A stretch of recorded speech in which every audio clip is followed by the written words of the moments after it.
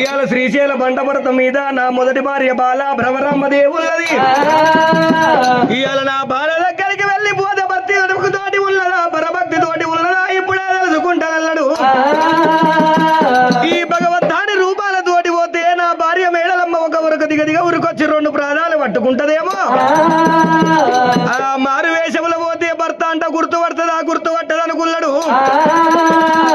పంపిన వండిండు జగ్గుల జడవారిండు వంకర కాలు వేసిండు వరెనలు వేసిండు మల్లయ్యా.